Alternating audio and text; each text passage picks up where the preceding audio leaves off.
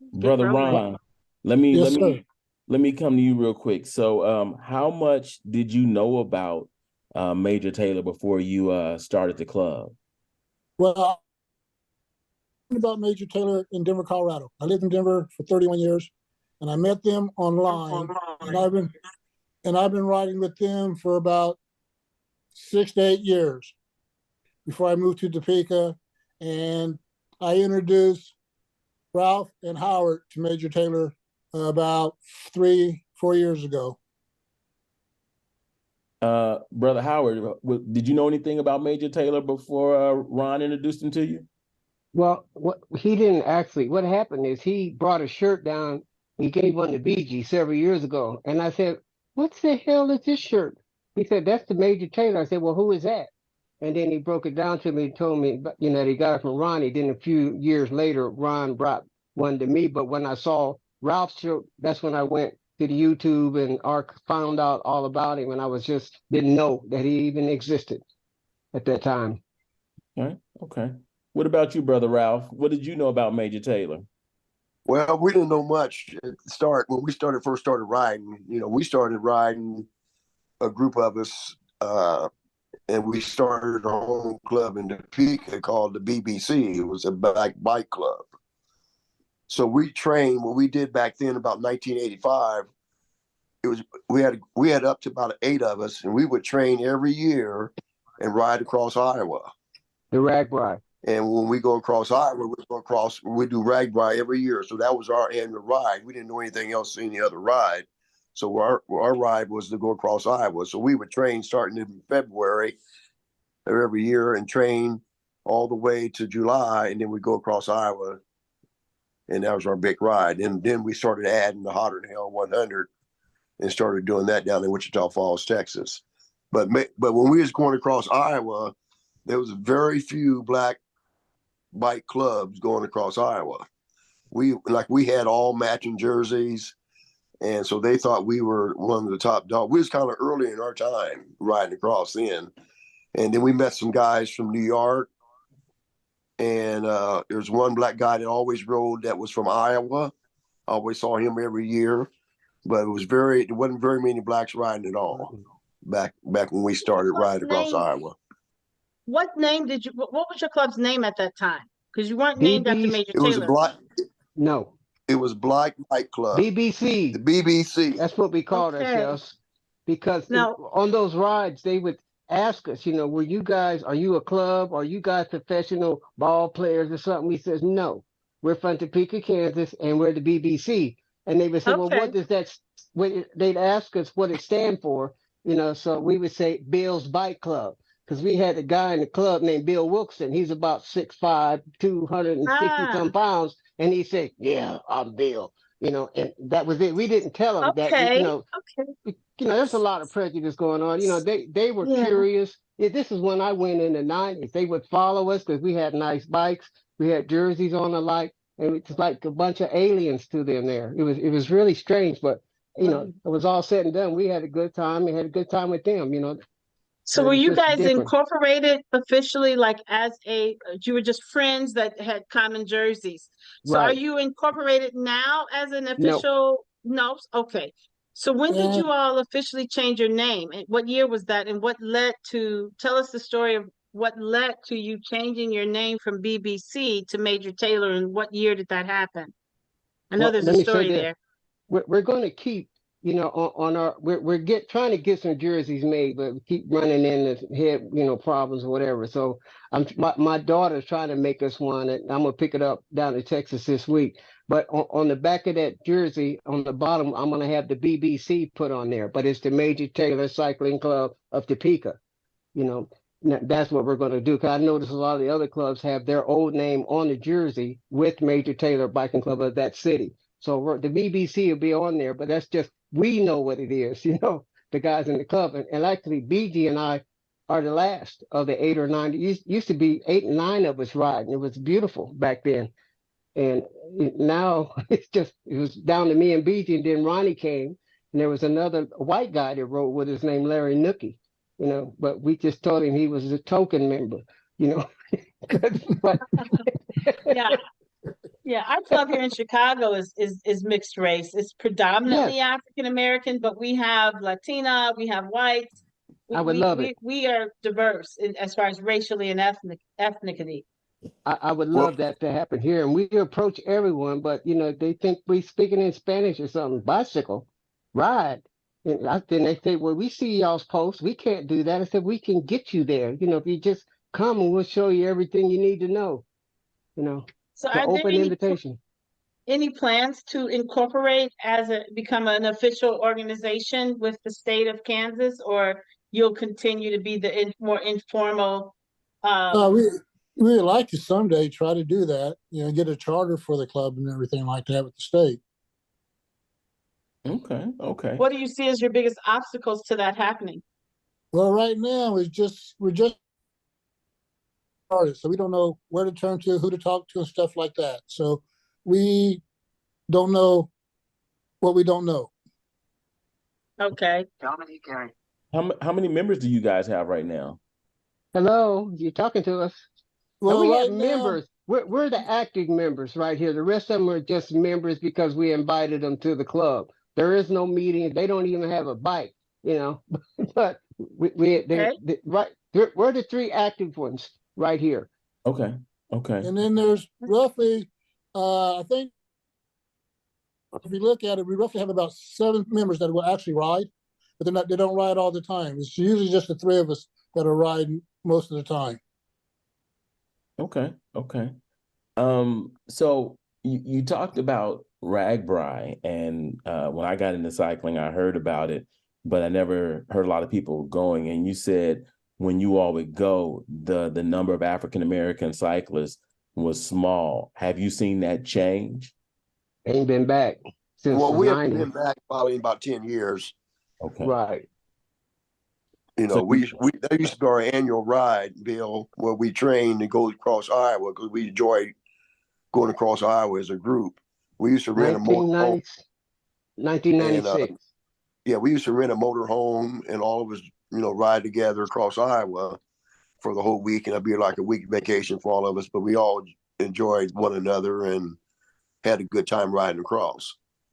okay. This past year there was a group. I don't know how big the group was, but a lot of people now are starting to, from Major Taylor, are starting to ride across or do the Ragbri. So the Saw number. that. I saw that. So I saw that. And I said, wow, why didn't they do that when we was there? But I saw that there's a whole bunch of Major Taylor clubs that went down there and did it. yeah. But then they have the One Love, which I never knew anything about either. Okay. First time I heard about it was down there in Indianapolis. I said, One Love.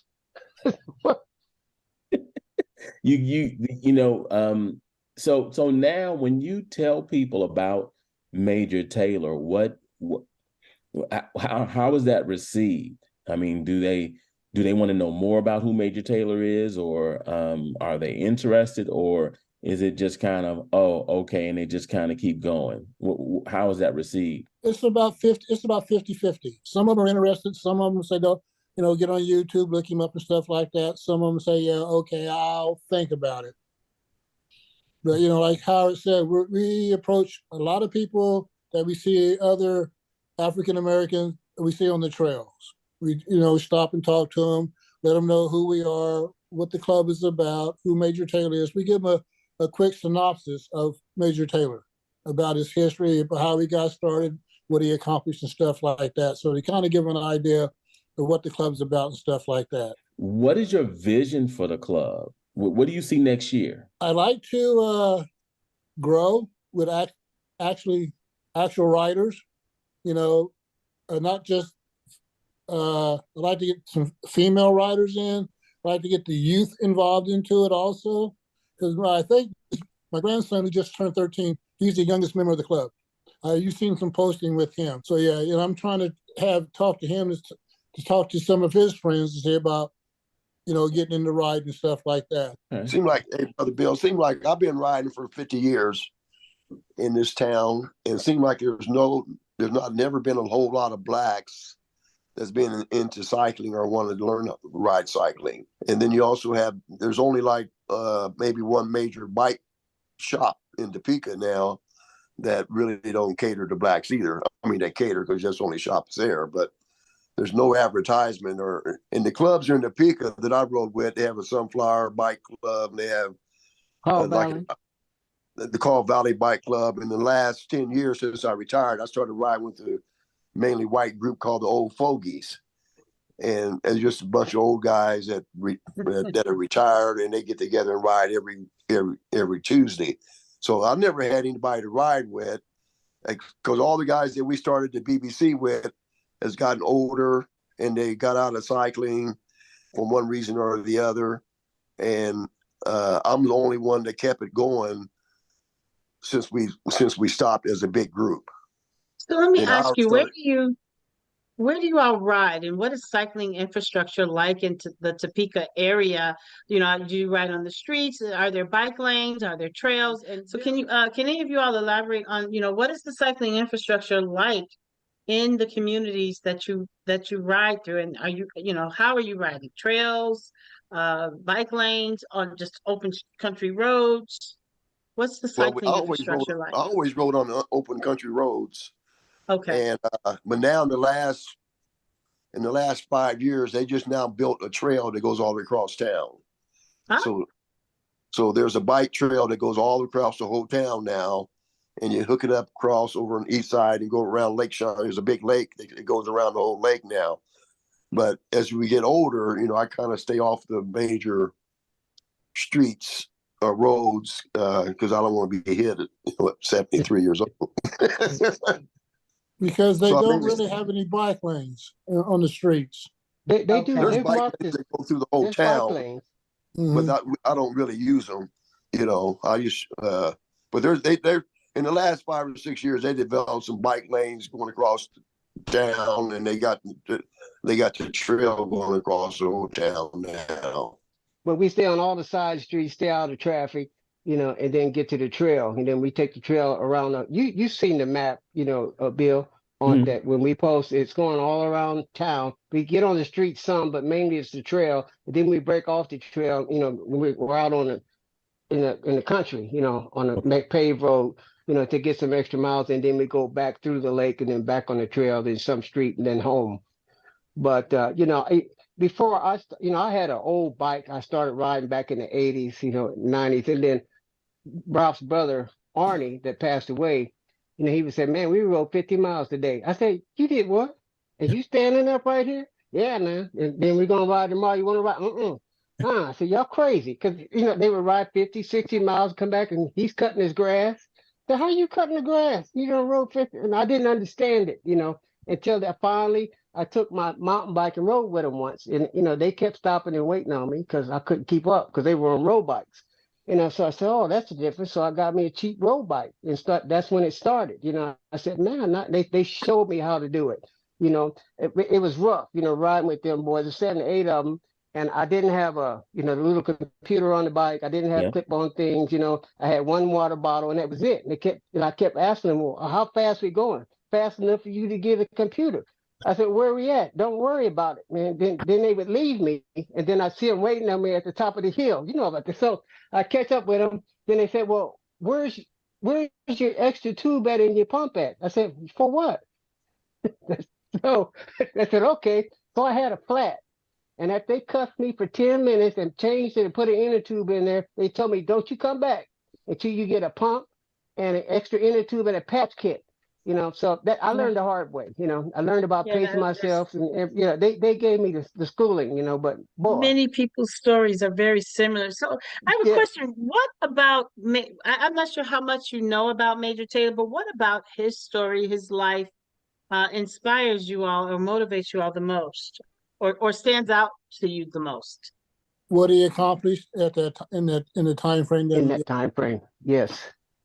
It Hmm. was like the impossible, and how he did it, how he got a sponsor, and his stamina, and the dealing with the racism and everything else, and then having to go out of this country, to get some recognition, and then come back and then barely get some recognition. But what he did was incredible, And I know he didn't have the best of equipment at first, and he was still outrunning and beating all those guys. It was just incredible. I was just still to this day can't get over that. So it's inspiring. But we're all in our 70s. If I had known this in my 40s, it'd have been different. But it's encouraging. Well, let me ask this question. How did you guys find out about the association or even how to start your own local club? I found the association online. Okay. I Googled Major Taylor and brought up all the clubs and stuff like that. And that's how I found about the association. Right. And we saw the 2022 ride. I said, man, look at all these folks on bikes. Man, we got to do this. So we decided we was going to do it, just because I had never been around that many of us on bicycles. You Mhm. saw me standing in the lobby looking like it's from another country. Where y'all from? Topeka, Kansas. Oh, but then they would say Brown versus Board of Education. I said, oh, okay, these people, these ain't just street people. It was a beautiful experience. There no cussing, no fighting, no carrying on. It was just, man, I mark me for life. I'm ready for Chicago. So let's talk about Indy a little bit. So what was probably a highlight for you in Indy if this is your first time being around all of the different major Taylor clubs from around the country? What was one of the takeaways you got from Indy? The camaraderie. Yeah. The camaraderie from the fellowship, the bikes, Mhm. the people, the men, the women, the kids, everybody's mindset. It was just very positive and very inspiring to me. So they come back home with all that excitement and they don't know what the hell I'm talking about. And there were videos, I shot videos, I took pictures, and they're like, wow, man, and they still didn't get it, but it was just a beautiful experience for me, and I'm gonna ride until I can't do it anymore. referred to the Indianapolis in Indiana. That's where Major Taylor was born, and it was this year was the second annual convention there, and it was to honor his birthplace and stuff like that. And now, and One Love that is held in Atlanta, and it's a congregation of a lot of the Major Taylor clubs to go out there and celebrate. They have a couple rides in Oklahoma that I was going to ride this year. The Black Wall Street, Mhm. so then they had the All Black Town ride that was in Mesquite, I think, somewhere down in Oklahoma too. That was close. It's like 3 or 4 hours away. It's not that far, but I didn't make it down there this year. But And the other Now, thing you is gonna that say something? we're Ron, myself, and Ralph, we're retired. So, we don't pay no attention to what day of the week it is. Well, y'all riding tomorrow? Well, we'll leave at 10 and they leave from my house. We're going to, and so on the weekends, I started putting on my page, or there's a group ride this weekend, and beg somebody to come, every now and then Ralph's son will ride and, a few other people will join in, but mostly it's just us three and we can do it anytime we want. But I started opening up, asking people to ride years ago when I was just riding by myself. No, man, you crazy. I'm not riding no bike 20 miles, back then. But it's an open invitation. It's just that we're retired and we can go 5 days if we want. But usually we skip it for our old people's doctor's appointments. Wives got things to do, vacations and that kind of thing. You ain't riding this week because we got to do, oh, okay. So I let them know I'm not available, but we keep in touch and we usually get 3 or 4 rides in together, during the week. And when we all can't go, we'll go solo. So, so let me ask this question. I'm loving this interview because you guys have me laughing so hard. So let me ask this question. Well, it's twofold question. Since you guys are seasoned, as you said, you're older and you're retired. So I'm just gonna say you're seasoned. Since you started cycling, have you found that your health has improved? Mobility, just being able to do things with cycling. Yeah, I lived in Colorado for 30 years. I started riding there, and I have heart condition. I had a heart attack when I was 38, and riding there helped my heart, helped my health conditions out. And then since moving back here to Kansas to a lower altitude, my health condition has improved. And like I say, this year alone, I should have close to 2,000 miles in this year alone. Wow. Okay. So yeah, it has definitely helped my health out.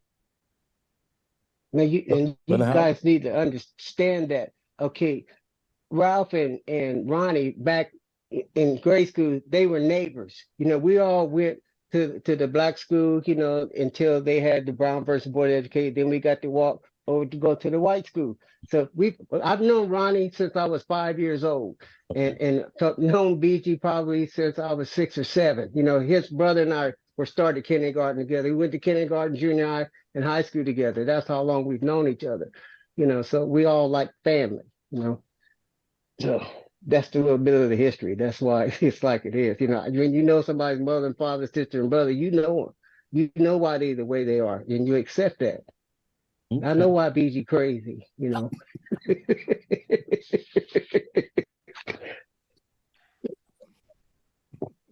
know what? You can't write these. You can't write these jokes. No, you can't make this stuff up. That's why you got to just record it. Is there anything, so before we conclude, just are there any other like just stories about you all's evolution and how you got to where you are today that any of you want to share?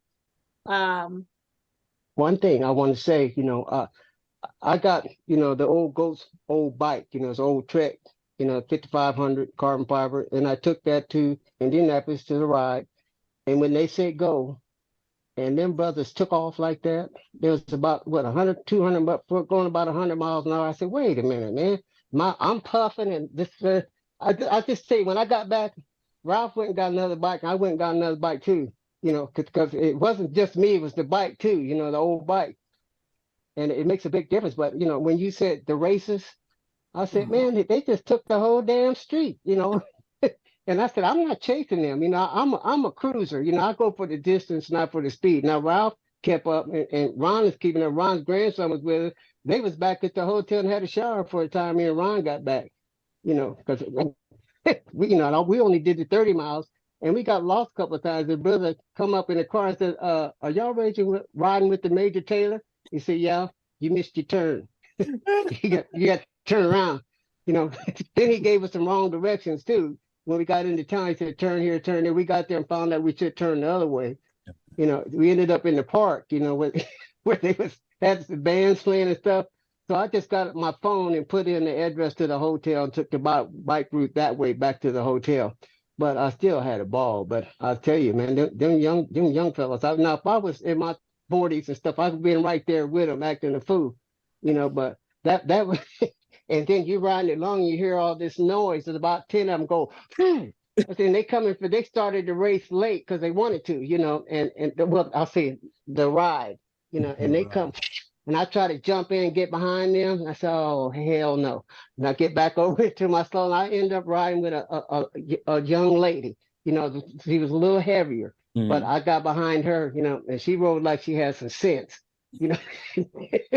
But I tell you, it was fun though. I'm looking forward to Chicago, but still, I ain't gonna race nobody. I'll be in the back, minding my own business, and as long as I know the route, so I'm looking forward to that.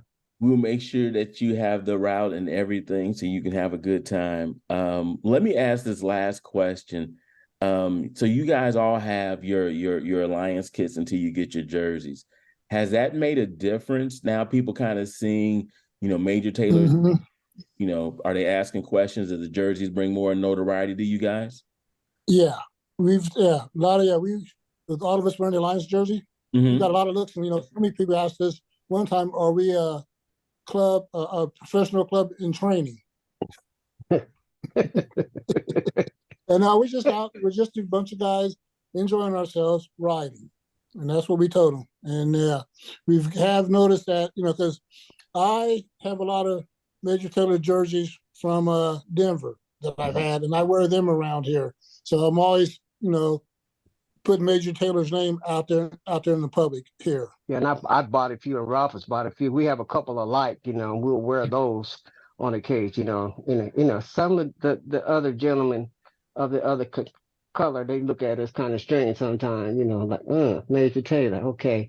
You know, and then we, ask y'all you want to ride, want to join the club and ride with us? And well, yeah, sure. You know, we don't hear from them, but I'm going to wear Major Taylor as long as I can get the stuff and can afford to get the shirt and the pants. I'm going to wear it, whether we a club or not. I'm going, I like the apparel. It's really nice. You all are a club. I salute you. It was a pleasure to meet you guys in the lobby in Indianapolis, and for me to watch your photos and postings of your rides on Facebook. If you guys weren't that far away, I'd come and ride with you guys. So maybe next year I'll get a chance to come to Topeka, Come Kansas. on. We got room for you. You ain't got to get no room. You can stay with one of us. And we'll start. You can go. You can ride the whole 30 miles with us. Brenda, we're 30, going to 40. Topeka, Kansas. I Yeah. guess so. We're gonna be And road then, tripping down there, Bill, I guess. And and then then, if you want, as your club evolves, we may a couple years down the road want to interview you again because history continues to evolve. So keep us posted. You can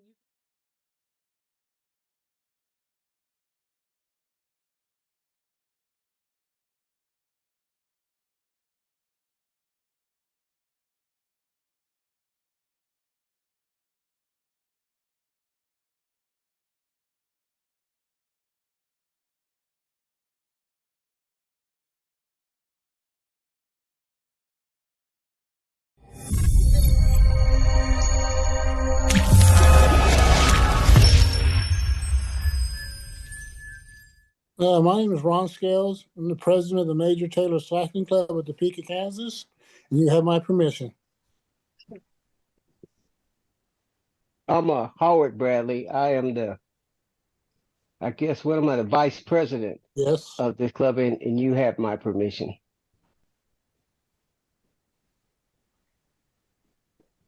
I guess it's my turn. Yes, sir. My name is Ralph B.G. Bryant. You have my permission. I'm just a rider in the club. Bill. Bill, you're on mute. And I know you're a facilitator, but I still. There we go. My name is Bill Gaston. I am president of the Major Taylor International Cycling Alliance, and you have my permission to have for the interview. And I am Brenda Marie Dixion. I'm the president of Major Taylor Trail Keepers, and I'm here acting on behalf of the Friends of the History of Cycling, and my permission as facilitator, as well as Bill as facilitator, to use this in their archives. And with that being said,